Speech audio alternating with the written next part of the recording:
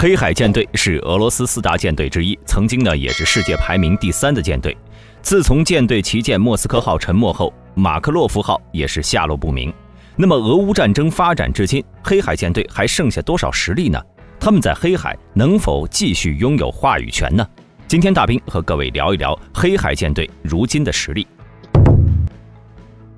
苏联解体后，俄罗斯海军水面舰队顺理成章的是继承了遗留下来的4大军舰，分别为基洛夫级核动力巡洋舰，满载排水量24000吨；光荣级巡洋舰满载排水量是11000吨，以及8000吨级的现代级和无畏级驱逐舰。由于库兹涅佐夫航母是苏联解体后才服役的，所以这里也就不说了。而这4艘军舰当中呢，黑海舰队有幸获得了光荣级，也就是沉没的莫斯科号。至于其他3艘呢，黑海舰队是1艘都没有分到，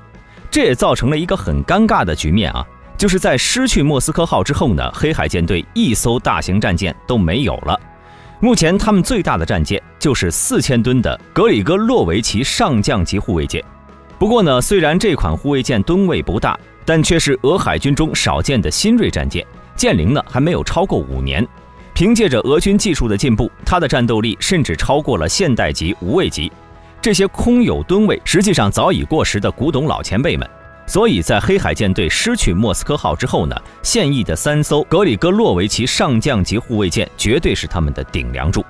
而这级护卫舰的诞生其实是俄海军截胡而来的。为什么这么说？因为这3艘格里戈洛维奇上将级护卫舰本应该是印度的。上世纪末到本世纪初，印度向俄罗斯代购了塔尔瓦尔级巡防舰，而这款巡防舰呢，其实是苏联1135型克里瓦克级护卫舰的基础上改良而来的。由于使用了隐形设计，并且换装了各类新型武器新设备，印度方面呢也是非常满意，曾前后分2批订购了6艘。但当时的俄海军却被22350型格尔什科夫级护卫舰的各种问题是折磨得头疼不已，建造进度也是一拖再拖。那这怎么办呢？毕竟老舰的退役无法推迟，俄海军也不能没有新的军舰。于是呢，他们便盯上了还没有向印度交付的塔尔瓦尔级巡防舰。在2010年与杨塔尔造船厂签下订单，先买3艘自己改应急。至于印度方面怎么交代呢？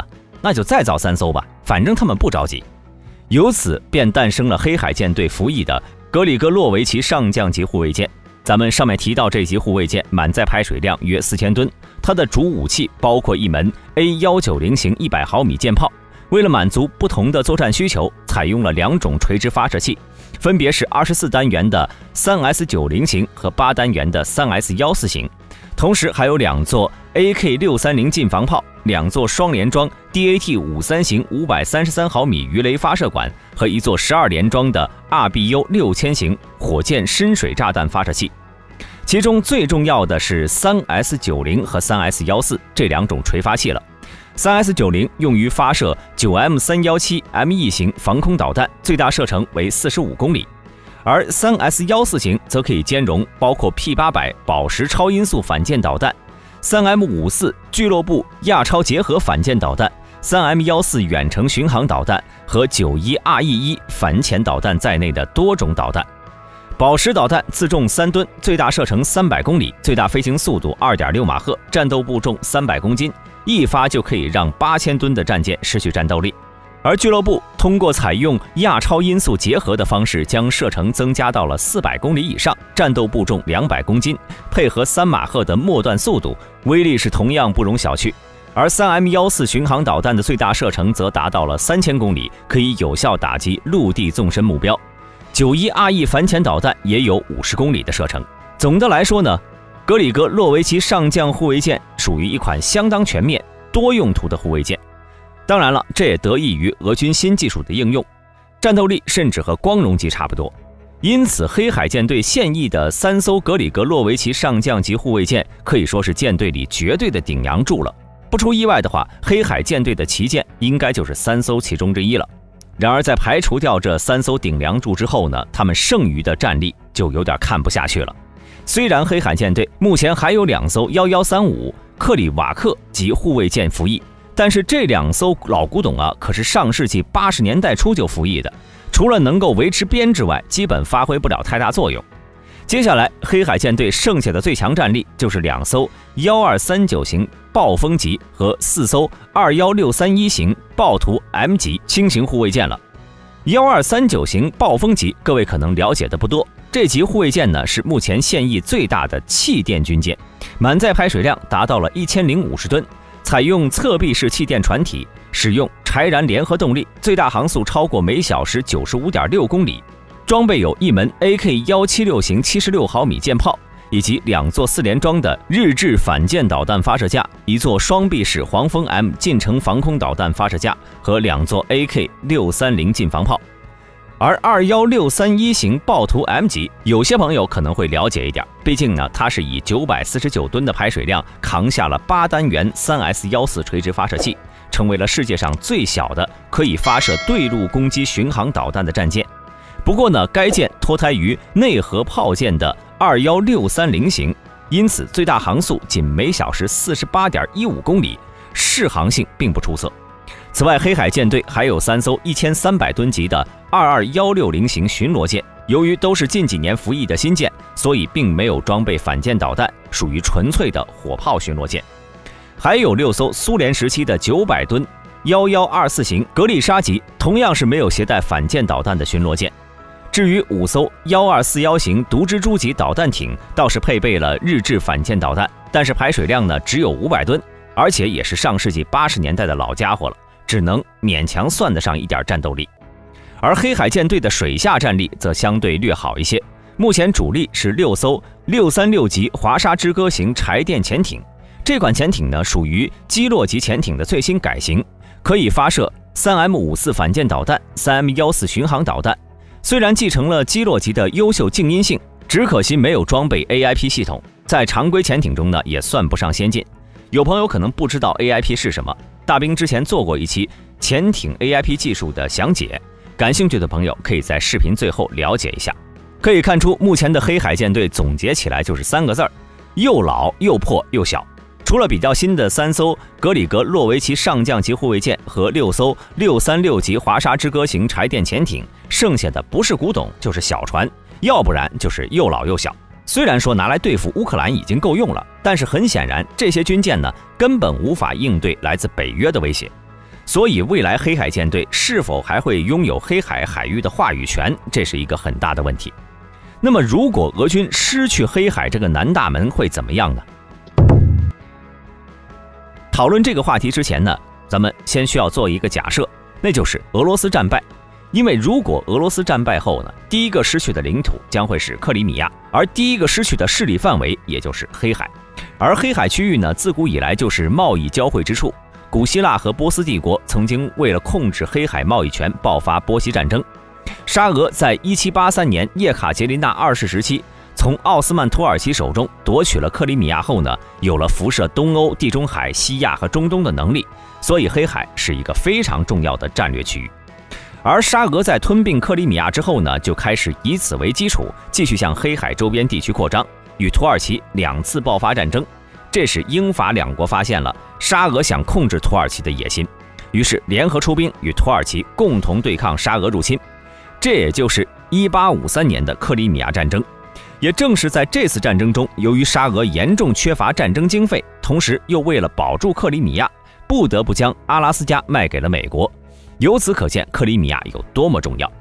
同时1853年的克里米亚战争也成功阻止了沙俄继续南扩的打算，因为沙俄未能控制土耳其，就没有打通从黑海进入地中海的通道。从这些历史中呢，各位朋友应该能够看出克里米亚和黑海对于俄罗斯的重要性。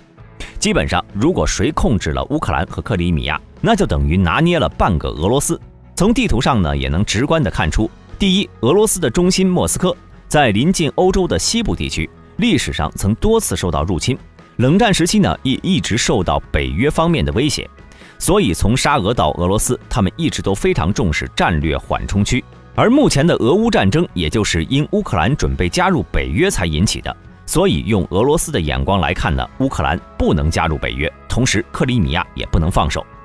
值得一提的是，不管是乌克兰还是克里米亚，不仅仅是战略缓冲区，乌克兰相当于俄罗斯的腹地，曾经苏联时期，他们就非常重视乌克兰，许多核工业中心以及军事中心都建在乌克兰，而且它还是苏联重要的粮食产区、能源产区和通道，也是控制黑海最前线的地区。虽然冷战后苏联解体，乌克兰成为独立国家，但是对于俄罗斯而言呢，战略上的意义依然非常重要。第二呢，克里米亚有俄罗斯高加索和里海的石油输送管道。目前，俄罗斯的石油和天然气主要集中分布在2个区域，一是西伯利亚地区，二是北高加索滨黑海盆地区域。而黑海和哈萨克斯坦的石油出口主要的港口就是新罗西斯克，这里紧邻克里米亚，等于说它把握着俄罗斯的一个重要能源出口。第三呢，俄罗斯控制克里米亚就能控制黑海，而克里米亚呢是俄罗斯最好的出海口。尽管俄罗斯在黑海东侧还有大片的海岸线，也有新罗西斯克、索契等港口，但是这些港口都或多或少存在一定的问题，都没有克里米亚的塞瓦斯托波尔港口位置好。再加上克里米亚在俄罗斯多方面的价值无法取代，所以才有了俄罗斯和土耳其的多次战争。第四，黑海区域是俄罗斯的火药桶。咱们上面提到过，黑海是贸易交汇地区，可以辐射中东、东欧、地中海，这其中呢，当然也包括俄罗斯南部地区。只要看看地图就会明白，黑海区域的地缘是多么的紧密和复杂。叙利亚、格鲁吉亚、土耳其以及中东各地。其次，黑海的东侧呢是高加索地区，这个区域呢一直都有俄罗斯火药桶的称呼。对于俄罗斯而言，这里呢有俄罗斯的7个自治共和国和2个边疆地区，其中包括车臣共和国、北奥塞梯阿兰共和国、印古什共和国等等。而格鲁吉亚战争、车臣战争都集中在这片区域，所以谁在这里开战，就等于点燃了俄罗斯。